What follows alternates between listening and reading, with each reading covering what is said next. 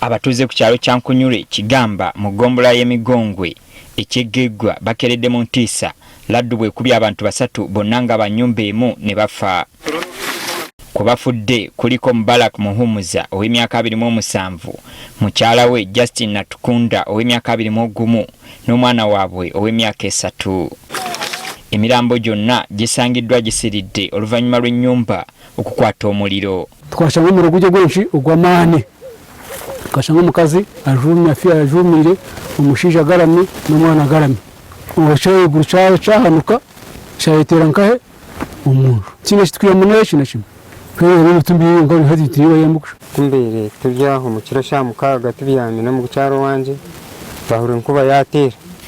Nkuba kwetera itera munonga tugira ubwoba. Umugyeje ushaha harabonta cika nk'itano turra enduru. Okusinzira ku Abebali Sigala tata wa Muhumuza, laddu yakubye ku ssaawa nga 5 ez'ekiro era Natukunda nga tannafa ye yabakubidde essimu okubategeeza ku njege eno nga bwe batuukidde basanze ennyumba ekutte omuliro. Hanyuma yagarukamu ekyabera agamba mbagambire enkuba yatuteera nyowe naibanyowe n'omwana.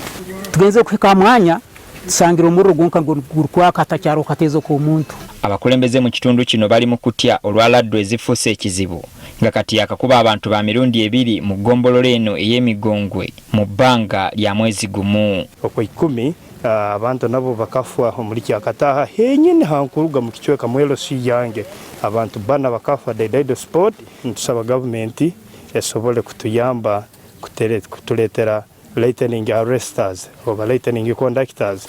Ssentebe w'eggombolola eno Julius Tumukunde asabye gavumenti okudduukirira abantu be n'obuuma obukwata eggulu. Abantu sofa abantu abafiire abafiire n'abantu 3 konka omukazi yabaye nenda yarugamu yakana. So gavumenti nangasha abantu abokunchiraho basindike bo officials babo bagezeho begesa abantu baburizo kuba kubasa kwirinda nangwa na munonga babahereze obwomo bukudetectinga enkuba.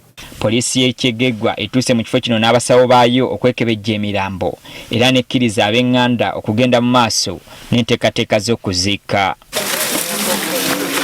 Ng'oggyeko abantu 7 kati abaakattibwa eggulu ate n'ebisolo naddala ente ezisoba 20 nazo zaakubwa laddu ne zifa mu ggombolola y'Empala era mu disitulikiti y'Ekyegegwa.